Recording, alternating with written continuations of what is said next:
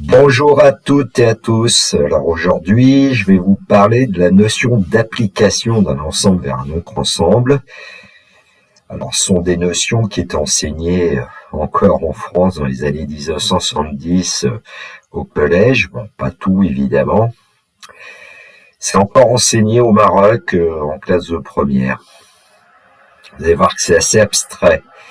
Dans le descriptif de la vidéo, vous aurez le polycopier en format PDF, un lien vers mon nouveau blog où je vais continuer à alimenter les leçons notamment de terminale spécialité maths, puisque les leçons de terminale maths experte sont déjà remplies.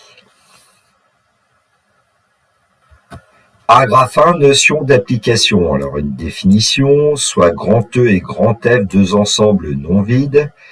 Alors j'ai mis de la couleur pour bien distinguer les choses.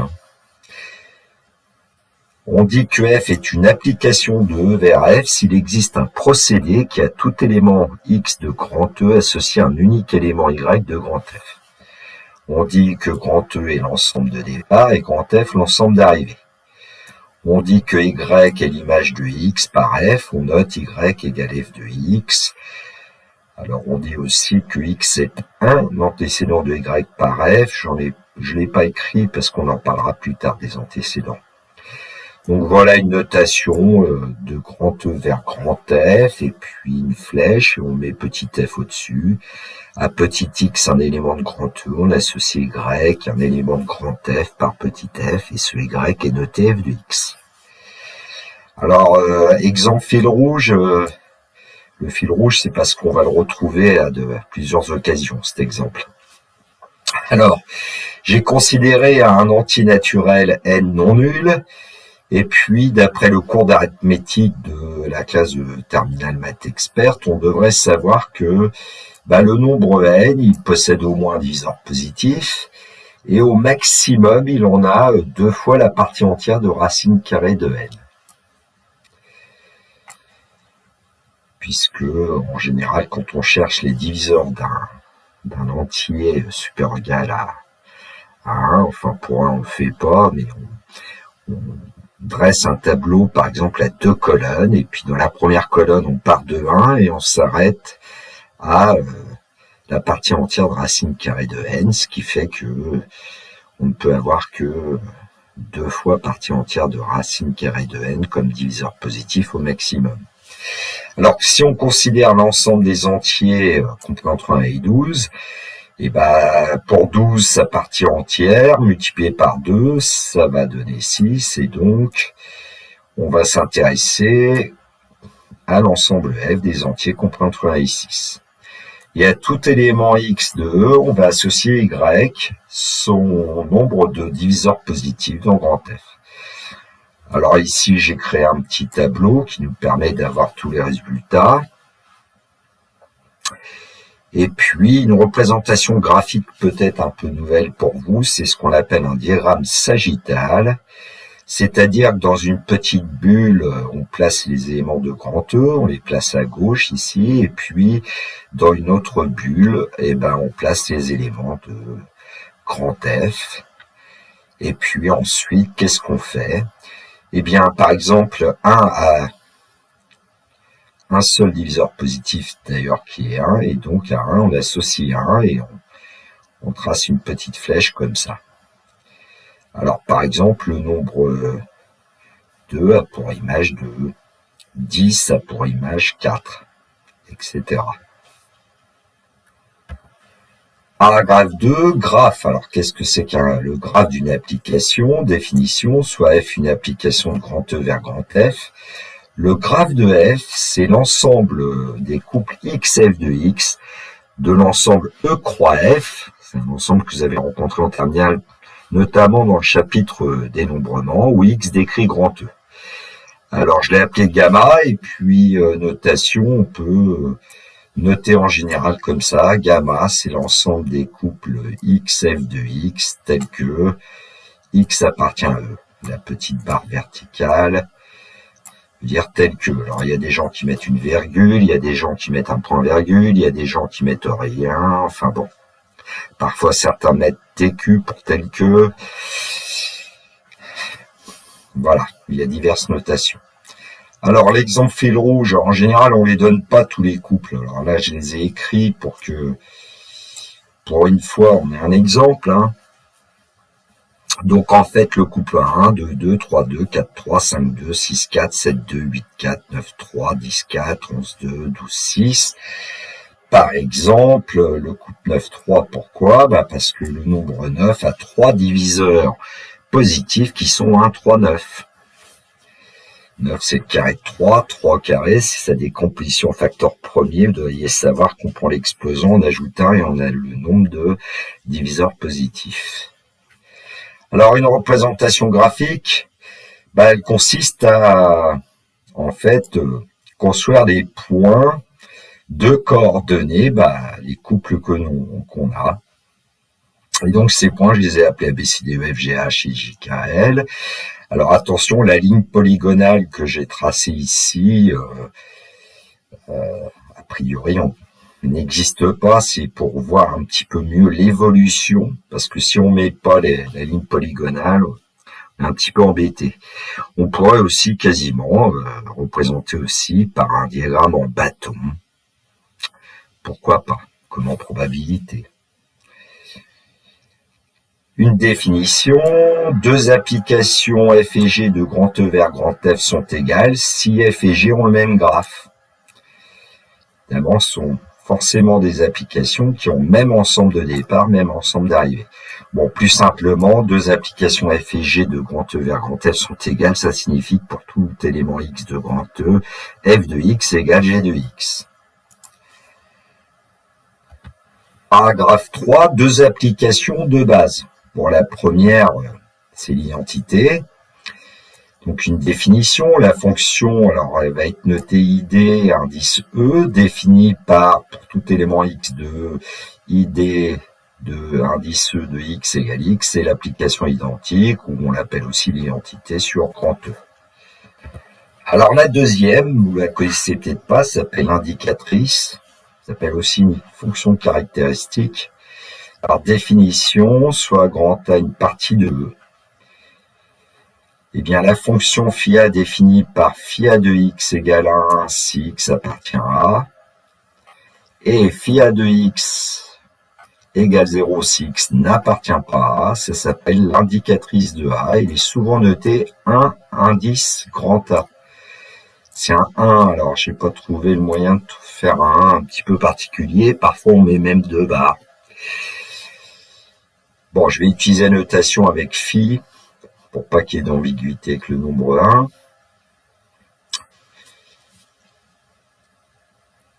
Alors, une propriété, alors sur la droite, je vous ai représenté un ensemble E avec deux parties que j'ai appelées grand A, grand B, et puis j'ai réalisé ce qu'on appelle un diagramme de Venn, logicien britannique du 19e siècle. Et donc, vous avez les ensembles A et B, l'intersection générale A inter B, qui peut être vide, mais bon, ici, elle serait pas vide, A inter B bar, A bar inter B, A union B bar, et A bar inter B bar, qui sont en fait égaux. Hein. A bar inter B bar, c'est la même chose que A union B bar, si vous l'avez pas vu en terminale. Prenez-le, c'est comme argent comptant, c'est une des deux lois de Morgan. Parce qu'on a aussi l'autre loi qui dit que A inter B bar, c'est A bar union B bar. Alors, pour le 1, deux parties A et B sont égales, ça va signifier que phi indice A égale phi indice B. Alors, je ne l'ai pas démontré, et c'est en cela qu'on peut parler de fonction caractéristique d'une partie. Deuxièmement, phi de A bar égale 1 moins phi de A, ça c'est assez facile à démontrer. Troisièmement, que je vais démontrer, c'est que phi de A inter B égale phi de A multiplié par phi de B. Et quatrièmement, on va le démontrer aussi que phi indice A union B, c'est phi de A plus phi de B moins phi de A fois phi de B. Comme phi de A fois phi de B, c'est phi de A inter B, c'est aussi phi de A plus phi de B moins phi de A inter B. Alors ça va vous rappeler quand même qu'avec le cardinal de A union B, c'est égal à cardinal de A plus cardinal de B moins cardinal de A inter B. Donc la fonction phi réagit un petit peu comme le cardinal. C'est pas la même chose, hein. Alors on va démontrer le 3. Alors comment on va démontrer le 3 ? Eh bien on va faire un raisonnement cas par cas. On va d'abord considérer un élément X qui appartient à l'intersection. Et puis deuxième cas, un élément X qui n'appartient pas à l'intersection. Et pour cet élément X, on va démontrer qu'effectivement, phi A inter B de X égale phi de A de X plus multiplié par phi de B de X. Alors, si X appartient à l'intersection, bah forcément, phi de A inter B de X est égal à 1. Et puis, si X appartient à l'intersection, que se passe-t-il pour phi de A fois phi de B de X ? Et bien, X appartient à A, et X appartient à B. Donc, comme X appartient à A, phi A de X égale 1. Comme X appartient à B, phi B de X égale 1. Et donc, le produit de phi A de X fois phi B de X est égal à 1. Et donc, on peut dire que phi A fois phi B de X égale 1. Donc, pour un élément X appartenant à inter B, on a bien phi indice A inter B égale phi de A fois phi de B. Alors maintenant, il faut le faire aussi pour un élément qui n'est pas dans l'intersection. Bah, dans ce cas-là, phi de A inter B de X égale 0. Et puis, si X n'est pas dans l'intersection, bah, ou bien phi A de X égale 0,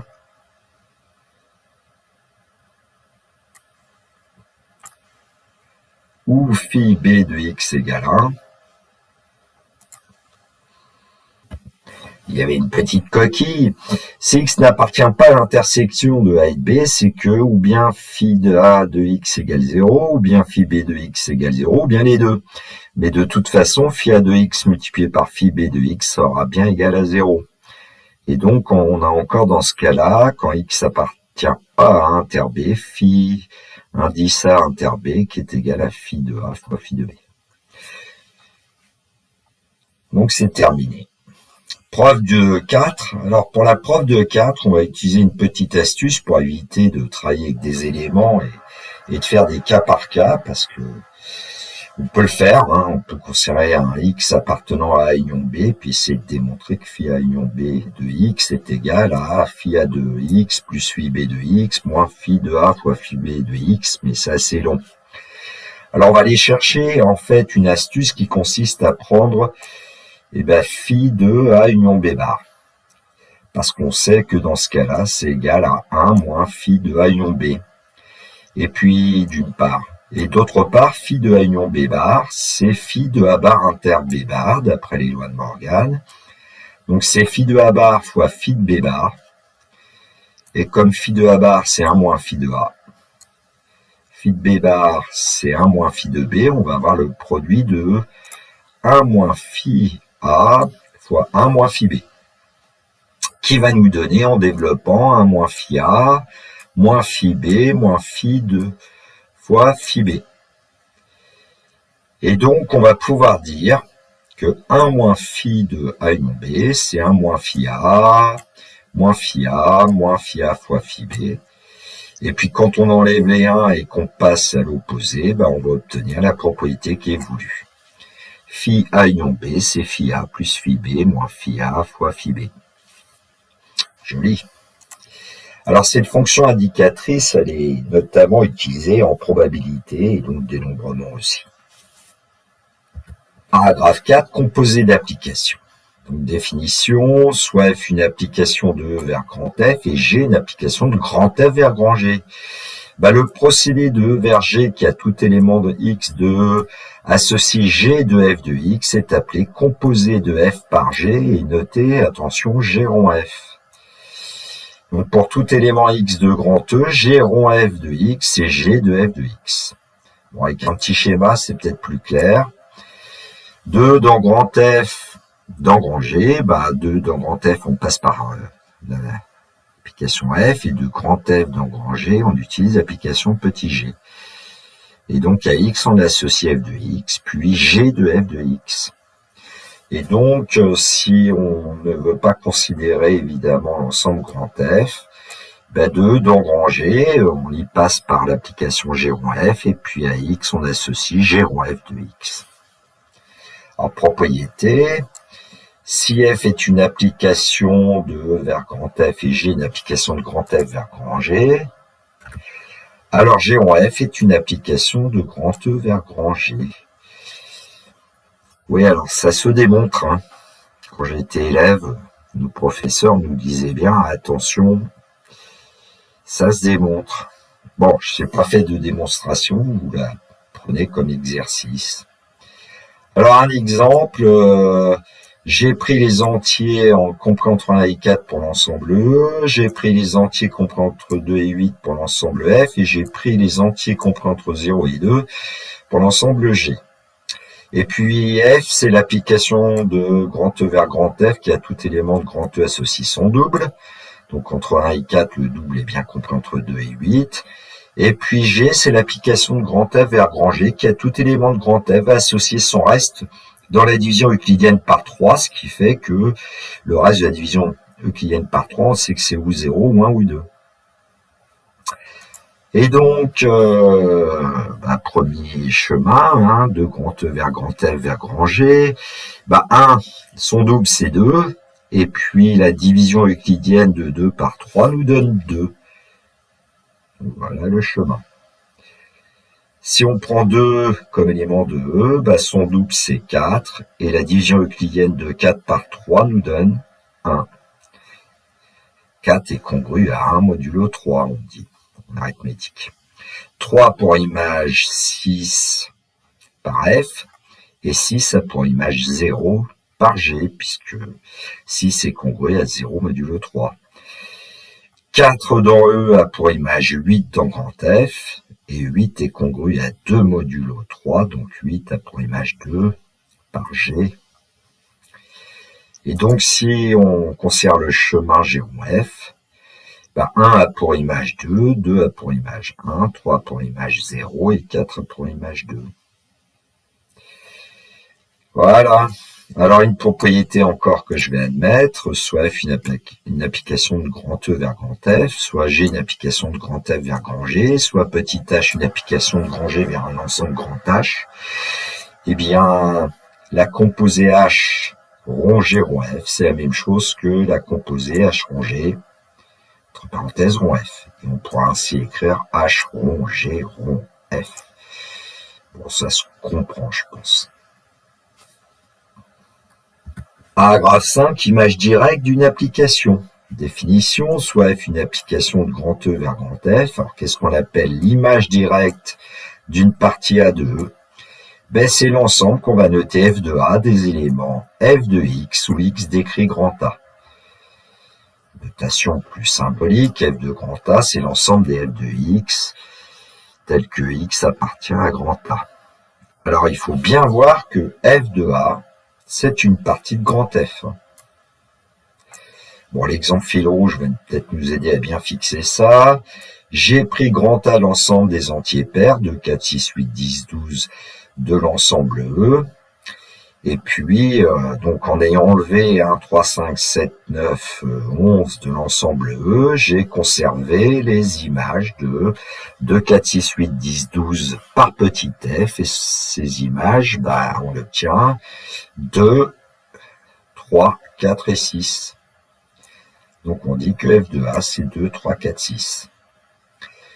Alors, si on s'était intéressé à l'image de E, il faudrait prendre le diagramme sagittal que nous avons vu dans le premier paragraphe, on trouverait que 1, 2, 3, 4, 6. Et donc f de E est strictement incluse dans grand F. Alors si on prend l'image du singleton 4, un singleton c'est un ensemble à un seul élément, on obtient 3. On le voit d'ailleurs sur le schéma qui est donné. Donc une remarque, l'image directe d'un singleton X est un singleton, et c'est f de X. Donc en fait, f de la partie X, c'est la partie f de X. Propriété. Soit f une application de grand E vers grand F, et soit A et B deux parties de E. Eh bien, premièrement, l'image directe de l'ensemble vide par F, c'est l'ensemble vide. Alors, si une partie A est différente de l'ensemble vide, alors f de A est différent de l'ensemble vide, ça peut se comprendre. Alors, troisièmement, si A est inclus dans B, alors f de A inclus dans f de B. Quatrièmement, f de A union B, ça sera f de A union f de B. Alors, pour le démontrer, en général, on utilise deux étapes. On démontre d'abord que f de A union B est incluse dans f de A union f de B, et ensuite, réciproquement, f de A union f de B, on démontre que c'est un ensemble inclus dans f de A union B. Alors, il y a deux façons de démontrer des propriétés là, avec des ensembles, mais en général, on prend un élément dans l'ensemble, et puis ensuite, on démontre que cet élément est dans l'ensemble qui nous intéresse à l'arrivée. Et puis, attention, la cinquième, f de A inter B est inclus dans f de A inter f de B, mais il n'y a pas forcément égalité. Bon, prenez-le comme exercice, c'est pas si simple que ça, mais je pourrais essayer de faire une séance là-dessus, mais pour l'instant, j'ai pas de document, en tout cas sur l'ordinateur. Paragraphe 6, image réciproque d'une application, donc une définition, soit F une application de grand E vers grand F. Alors, l'image réciproque d'une partie grand B de grand F, c'est l'ensemble des éléments X de grand E tels que f de X appartient à grand B. Et on écrit f-1 de B, voilà comment s'écrit l'image réciproque de B par F. Et ben c'est l'ensemble des éléments X de grand E tels que f de X appartiennent à B. Alors l'exemple fil rouge va nous aider quand même. Donc j'ai pris la partie 4, 6 à l'arrivée, je n'ai considéré que les éléments 4 et 6 de grand F. Alors 4 est l'image de 3 nombres, 6, 8, 10, et 6 est l'image de 12. Ce qui fait que l'image réciproque de B par F, c'est 6, 8, 10, 12, f-1 de B. Et puis en même temps sur le dessin, on peut s'intéresser à l'image réciproque du singleton 4. Et là, 4, il a 3 antécédents, donc 6, 8, 10. Et donc l'image réciproque d'un singleton, ça n'est pas forcément un singleton comme l'intuition pourrait nous le faire croire. Propriété. Soit F une application de grand E vers grand F, soit A et B deux parties de F, et puis soit C aussi une partie de E. Alors, premièrement, l'image réciproque par F de l'ensemble vide, c'est l'ensemble vide. Deuxièmement, on peut démontrer que f-1 de B est égal à l'ensemble vide, c'est seulement si la partie B inter l'image de E par F est l'ensemble vide. Ce qui veut dire que, bon, il y a du travail puisque, en général, ce qu'on peut faire, on démontre que si f-1 de B c'est l'ensemble vide, alors B inter f de E est l'ensemble vide, et puis la réciproque, si B inter f de E c'est l'ensemble vide, alors f-1 de B est l'ensemble vide. Troisièmement, si A est inclus dans B, alors f-1 de A est inclus dans f-1 de B. Quatrièmement, f-1 de A union B est égal à f-1 de A union f-1 de B. J'ai envie de dire f-1 se marie bien avec la réunion. Et bien là, f-1 se marie bien aussi avec l'intersection, ce qui n'était pas le cas de petit f tout à l'heure. Donc f-1 de A inter B, c'est f-1 de A inter f-1 de B. Ensuite, 6 f-1 de B bar, ça sera f-1 de B bar. Alors, je rappelle que B bar, c'est le complémentaire de B dans grand F. On va pas parler de complémentaire pour l'image directe, parce que ce n'est pas si simple que ça. Septièmement, si la partie C est incluse dans f-1 de B, alors ça a du sens, C c'est une partie de E, et f-1 de B c'est aussi une partie de E. Donc si C est inclus dans f-1 de B, ça signifie que f de C est inclus dans B. 8, attention, C va être incluse dans f-1 de f de C. Alors l'intuition,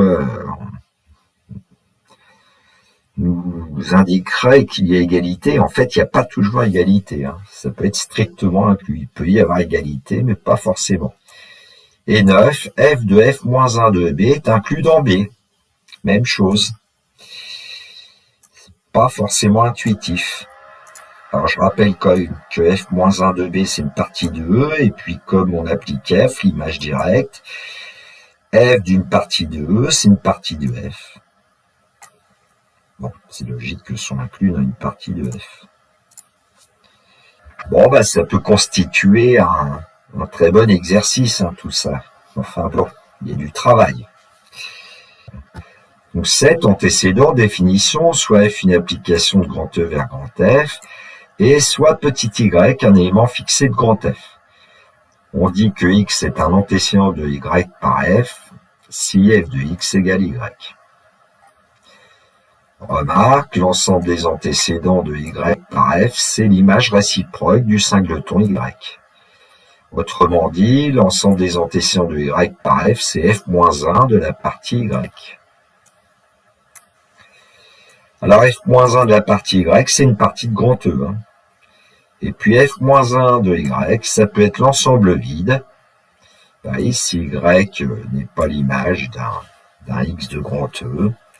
Ça peut être un singleton, partie à un seul élément. Ça peut être un ensemble à plusieurs éléments. Ça peut être même l'ensemble tout entier. Bref. Exemple fil rouge. Question. Quel est l'ensemble des antécédents de 2 par f? Dans l'exemple fil rouge, en fait, on s'aperçoit que le nombre 2 qui appartient à grand F est l'image de plusieurs nombres, notamment 2, 3, 5, 7, 11. Alors en fait, on peut l'expliquer, 2, 3, 7, 5, 11 sont les nombres premiers compris entre 1 et 12, et on sait que seuls les nombres premiers ont exactement 2 diviseurs. Bon. Donc, la partie f-1 de 2, c'est 2, 3, 5, 7, 11. Un autre exemple, alors là, on va prendre l'application qui de moins l'infini plus l'infini vers moins l'infini plus l'infini, c'est-à-dire de R vers R, est définie par f de x égale x au carré, la fonction carré. Alors attention, les ensembles de départ et d'arrivée sont importants. Question, quel est l'ensemble des antécédents de 9 par f? Alors, on est amené à résoudre en général une équation, et là, on la résout dans l'infini plus l'infini, l'équation f de x égale 9. Alors, f de x égale 9, ça signifie que x carré égale 9, ce qui signifie que x égale moins 3 ou x égale 3, qui sont deux solutions valables, puisque moins 3 et 3 appartiennent à l'intervalle moins l'infini plus l'infini, ensemble de départ. Et donc, f-1 de 9, c'est moins 3, 3. Paragraphe 8, application injective. Définition. Soit f une application de grand E vers grand F, on dit que petit f est injective si tout élément y de grand F possède au plus un antécédent dans grand E. Alors, autrement dit, ça veut dire que si on prend deux éléments x et x' de grand E, d'ailleurs, j'ai oublié de l'écrire, f de x égale f de x' va entraîner que x égale x'. Par contraposé, pour tous éléments x et x' de grand E, x différent de x', ça va entraîner que f de x est différent de f de x'. Alors, on dit alors que f est une injection de grand E vers grand F. Donc, l'exemple fil rouge. Bon, grosso modo, qu'est-ce que ça veut dire qu'il va être injectif? Ça veut dire que les éléments de l'ensemble d'arrivée, quand on les considère, ou bien il y a une flèche qui arrive, ou bien aucune. Ici, c'est pas le cas, puisque, par exemple, le nombre 2, on l'a vu tout à l'heure, il a plusieurs antécédents. 2, 3, 5, 7, 11. Et puis, on peut voir aussi que l'élément 5, lui, là, il n'a pas d'antécédent, mais bon, c'est pas gênant. Il faudrait qu'il y ait ou 0 ou un antécédent seulement. Au plus un antécédent. Donc, ça veut bien dire que si f de x égale f de x', ça entraîne que x égale x'. ou bien que si x est différent de x', alors f de x doit être différent de f de x'. Bon, là j'ai mis un exemple avec 4 qui possède 3 antécédents par f qui sont 6, 8, 10, donc l'application f n'est pas injective. Alors un autre exemple, f est l'application de l'intervalle 0 plus infini fermé en 0 vers moins l'infini plus infini défini par f de x égale x carré. Alors c'est pas la même fonction que celle qu'on a rencontrée dans l'exemple du paragraphe précédent, puisque ici j'ai modifié l'ensemble de départ. Alors question, l'application f est-elle injective? Donc on prend deux éléments x et x' quelconques de l'intervalle de départ, qui est 0 plus l'infini, et puis on dit si f de x égale f de x', que va-t-il se passer? Ici on a x carré égale x' au carré, et donc x égale x' ou x égale moins x'. Mais comme les deux éléments x et x' appartiennent à l'intervalle 0 plus infini, ils sont positifs, on peut en déduire qu'à ce moment-là, x égale x'. Alors vous allez me dire, il y a le problème du nombre 0, effectivement, mais ça ne posera pas de problème, parce que x égale 0 ou x égale moins 0, ça lui donne quand même x égale 0. Et donc, comme f de x égale f de x' entraîne x égale x', c'est que cette application f est injective. Alors, une petite remarque quand même, l'ensemble d'arrivées, c'est moins l'infini plus infini. Alors, que se passe-t-il? Les éléments strictement négatifs de l'ensemble d'arrivées ne sont l'image d'aucun élément de l'ensemble de départ. Et puis, les éléments positifs de moins l'infini plus infini, eux, ont un seul antécédent, par f. Paragraphe 9, application surjective. Alors, toujours soit f une application de grand E vers grand F. On va définir ce que c'est que f est surjective. Cela veut dire que tout élément y de grand F possède au moins un antécédent dans grand E. Autrement dit, pour tout élément y de grand F, il existe au moins un élément x de grand E tel que f de x égale y.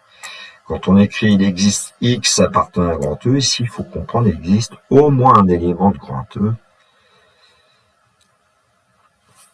Et donc ça veut dire aussi que f de grand E, c'est grand F.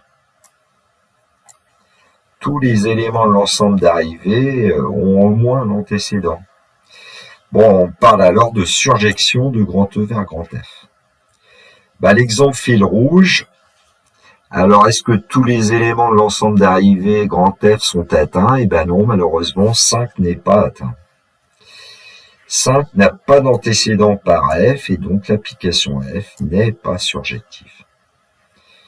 Alors, un autre exemple, f est l'application de moins l'infini plus l'infini vers 0 plus infini, fermé en 0, défini par f de x égale x carré. Alors, encore une fois, c'est pas la même application que dans le paragraphe précédent, ni dans le paragraphe d'avant. Parce que j'ai pas considéré les mêmes ensembles de départ ou d'arrivée. Alors, la question, l'application f est-elle surjective? Soit y, un élément quelconque de l'ensemble 0 plus infini, l'ensemble d'arrivée. Qu'est-ce que ça veut dire que f de x égale y? Est-ce qu'on va pouvoir trouver pour y un antécédent? Si f de x égale y, alors x au carré égale y. Et on sait que y appartient à l'intervalle 0 plus infini, donc il possède une racine carrée. Donc x, ça peut être ou bien racine de y, ou bien moins racine de y ici. Et comme j'ai pris comme ensemble de départ moins l'infini plus infini, les deux sont acceptables. Donc on peut dire que y possède au moins l'antécédent par f. En général, il en a deux. Bon, attention quand même au nombre 0, parce que si vous prenez y égale 0, il n'y a qu'un seul antécédent. Bon, ceci dit, l'application f est bien surjective. Paragraphe 10, application bijective. Donc, toujours une définition, soit f une application de grand E vers grand F. On dit que f est bijective si tout élément y de grand F possède un seul antécédent dans grand E. Autrement dit, on peut dire que f est bijective si f est injective et surjective. Ça peut être utile pour démontrer qu'une application F est bijective. On commence par démontrer qu'elle est injective, après qu'elle est surjective, ou l'inverse, et alors elle est bijective. On dit alors que F est une bijection de grand E vers grand F. Le mot bi, selon mes professeurs de collège, c'est parce que elle avait deux qualificatifs, deux propriétés, injectives et surjectives. Alors un exemple, F est l'application de 0 plus l'infini vers 0 plus l'infini définie par f de x égale x carré. Et l'application F, elle est injective et surjective, donc elle est bijective. Alors ça sera à vous de démontrer qu'elle est injective et puis surjective. Bref. Propriété. Soit F une application de grand E vers grand F et G une application de grand F vers grand G. Alors, on a déjà vu, nous, que G rond F était une application de grand E vers grand G. Alors, premièrement, si F et G sont injectives, alors G rond F est injective. Deuxièmement, si F et G sont surjectives, alors G rond F est surjective. Et donc, troisièmement, si F et G sont bijectives, alors G rond F est bijective. Alors, on ne s'est pas intéressé au réciproque ici, en fait, parce que c'est un peu plus compliqué que ça. Bon, on va déjà démontrer. Donc, premièrement, on suppose que F et G sont injectives. Et on veut démontrer que G rond F est injective. Donc, on prend deux éléments x et y, x et x', de grand E, quelconque. Et puis, on dit, si G rond F de x égale G rond F de x', alors est-ce qu'on aura x égale x'? Bon, déjà, ce qu'on peut dire, c'est que G de F de x égale G de F de x'. Or, G est injective. Alors, comme G est injective, ça va entraîner que F de x égale F de x'. Or, F est injective, donc x égale x'. Et donc, on en déduit que G rond F est injective. Deuxièmement, on suppose que F et G sont surjectives. Alors, comme G est une application surjective de grand F vers grand G, si on prend un élément quelconque Z de grand G, on sait qu'il existe à ce moment-là au moins un élément Y de grand F tel que G de Y égale Z. Donc, on en prend un élément Y, peu importe lequel. Alors, on sait aussi que F est une application surjective de grand E vers grand F, donc on sait à ce moment-là qu'il existe un élément X de grand E tel que F de X égale justement le fameux Y de tout à l'heure. Alors, on sait que Z égale G de Y, donc Z, c'est G de F de X, donc Z, c'est G rond F de X. Ce qui veut dire que Z possède au moins un antécédent par G rond F, qui est le fameux petit X, là. Et donc, on en déduit que G rond F est surjective. Bon, troisièmement, ça va être plus facile, parce que comme F et G sont bijectives, F et G seront alors injectives, et donc G rond F est injective d'après la question 1. F et G sont bijectives, donc F et G sont forcément surjectives, et donc G rond F est surjective d'après la question 2. Bon, du coup, G rond F est injective et surjective, ça démontre que G rond F est bijective. Paragraphe 11, vers les réciproques d'une bijection. Alors là, j'ai préféré commencer par un exemple. Alors, j'ai pris les 3 premières lettres de l'alphabet, les minuscules ABC. Grand E, c'est l'ensemble ABC. Grand F, c'est l'ensemble 1, 2, 3. Alors, pourquoi? Parce que je vais considérer l'application F de grand E vers grand F qui a tout élément petit x de grand E associe son rang Y dans l'alphabet. Il est à peu près clair que l'application F est bijective. Vous avez donc le chemin avec le diagramme sagittal ici, A pour image 1, B pour image 2 et C pour image 3. Ensuite, je vais considérer l'application, puisque 1, 2, 3 ont un seul antécédent, l'application de grand F vers grand E qui a tout élément Y de grand F va associer la lettre X de rang Y. Et donc voilà, petit g. Donc 1 a pour image A, 2 a pour image B, 3 pour image C. On a bien construit une application, puis elle est clairement bijective. Donc, ce qu'on peut dire, c'est que G rond F ici, c'est une application de grand E vers grand E. Et quand on regarde G rond F, bah, A pour image A, B a pour image B, C a pour image C, ce qui fait que G rond F, c'est l'identité de E. Et puis F rond G, c'est une application de grand F vers grand F. Là, il y a une coquille. Attention. Et F rond G, bah, A1, on associe 1, à 2, on associe 2, à 3, on associe 3. Déjà, ici, on voit que faut faire très attention, hein. G rond F, en général, n'est pas égal à F rond G. Ici, il n'y a même pas les mêmes ensembles de départ d'arrivée, c'est même pas les mêmes éléments. Bref, mais en tout cas, ce qu'on peut dire, c'est que F rond G, c'est l'identité de grand F.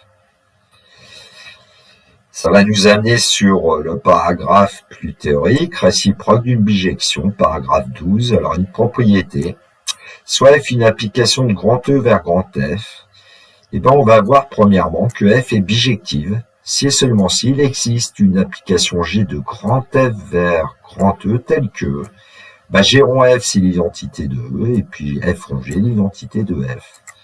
L'exemple précédent nous permet de conjecturer quand même ce genre de choses. Alors attention, ici, il y a un si et seulement si.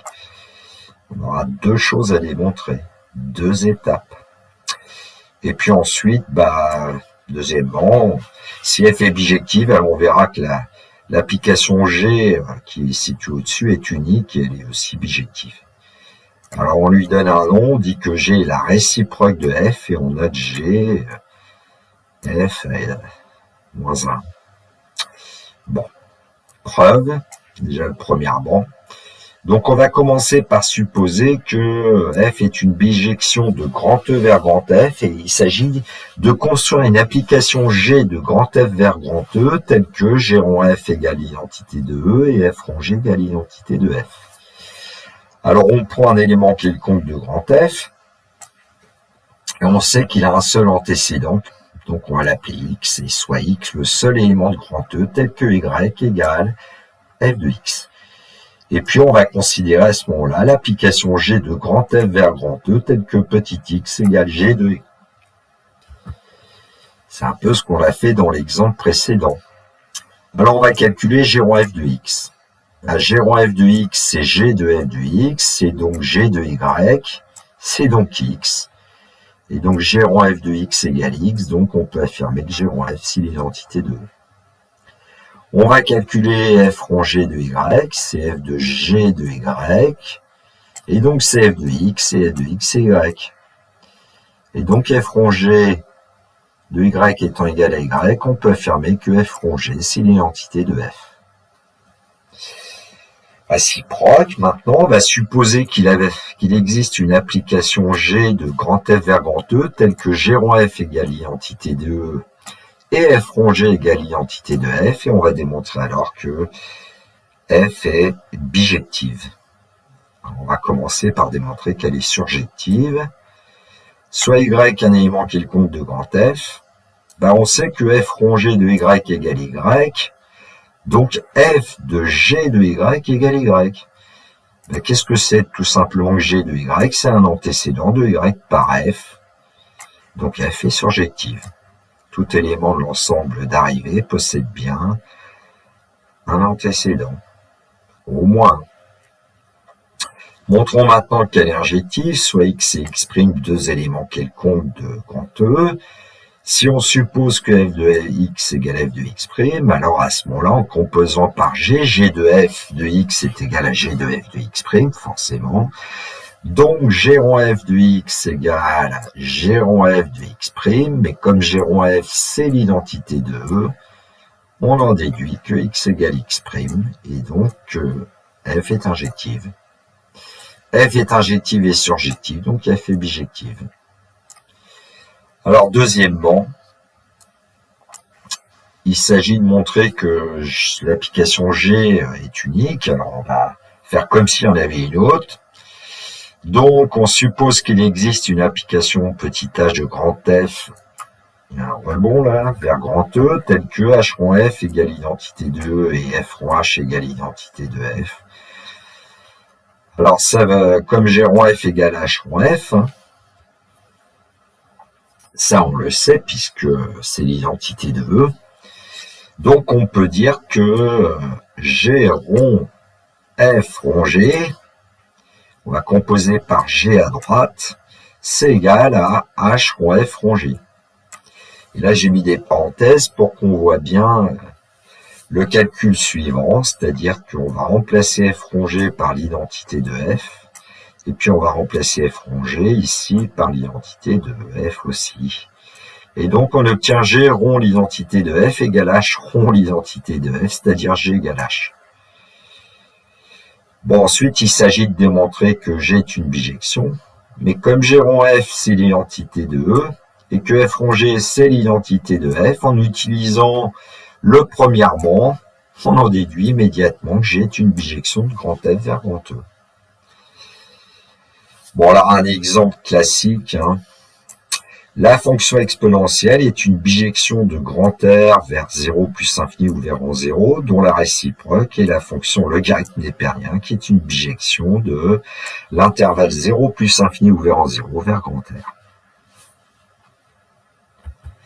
Paragraphe 13, réciproque d'une composée de bijection. Alors, je vais commencer par un exemple, pour que ce soit plus simple. Donc, j'ai repris E, l'ensemble des lettres minuscules ABC, grand F 1, 2, 3, et puis j'ai considéré grand G 1, 4, 9. Alors, 1, 4, 9 sont les carrés de 1, 2, 3. Je me suis pas beaucoup embêté. Donc, je considère F l'application de grand E vers grand F qui a tout élément X de E associe son rang Y dans l'alphabet. Et puis G, c'est l'application de grand F vers grand G qui a tout élément Y de grand F associe son carré. Alors, un petit dessin. Donc, A, B, C, les éléments de E ont pour image dans grand F 1, 2, 3. Et les éléments 1, 2, 3 de grand F ont pour carré les éléments 1, 4, 9 de grand G. Alors évidemment, si on veut effectuer un chemin retour, si on part de grand G, de 1, 4, 9, il faut revenir dans grand F et on revient par G moins 1.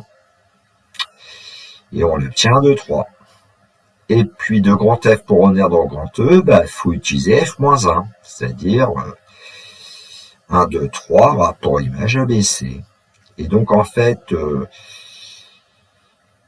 G rond F, c'est F suivi de G. Et ici, on va voir que la réciproque de G rond F, c'est G moins 1 suivi de F moins 1. Et donc en fait, c'est F moins 1 rond G moins 1. C'est ce que j'ai écrit en dessous. Et donc G rond F, apparemment, a pour réciproque F moins 1 rond G moins 1, ce qu'on va démontrer après. Propriété, soit petit f une application bijective de grand E vers grand F, soit petit g une application bijective de grand F vers grand G. Et on va démontrer que l'application G rond F de grand E vers grand G est bijective et en plus, sa réciproque, G rond F moins 1, ça sera F moins 1 rond G moins 1. Alors, la preuve va être assez simple puisque F-1 rond G-1, on conjecture que c'est la réciproque, on va composer avec G rond F. Donc ça va nous donner F-1 rond G-1 rond G rond F.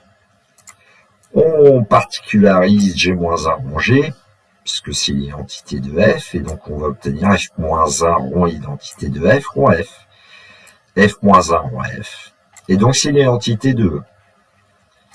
Bon, ça rappelle un peu pour ceux qui ont suivi l'option Math Expert de Terminal, les calculs qu'ils effectuaient avec les matrices. Sauf qu'avec les matrices carrées, par exemple d'ordre 2 ou d'ordre 3, c'était une multiplication. L'opération, alors qu'ici l'opération c'est la composée. Et puis ce qu'on a fait dans un sens, on le fait dans l'autre sens, et en fait on démontre que G rond F rond F-1 rond G-1, c'est l'identité de G. Et d'après la propriété qu'on a vue, page 12, au paragraphe 12, la première propriété, on va en déduire que G rond F est bijective et en plus, G rond F-1, c'est F-1 rond G-1. À vous de relire ce fameux 1 de la propriété de page 12 et ça vous paraîtra évident. Voilà, cette vidéo est terminée pour moi. Bon, j'ai conscience que ce sont des notions qui sont un petit peu abstraites. Je n'ai pas démontré un certain nombre de propriétés. Mon but, c'était d'essayer de vous faire voir un petit peu les applications avec un angle un petit peu naïf, j'ai envie de dire. Enfin, et puis aussi avec une visualisation. Parce que dans le cours de l'enseignement supérieur, parfois ça va très très vite. Voilà. Il me reste à vous souhaiter une très belle journée. Prenez bien soin de vous, que la force soit avec les étudiants et en fait tous les élèves qui sont entrés là depuis quelques jours, en tout cas en France. Il reste pour moi à vous dire le classique. Au revoir.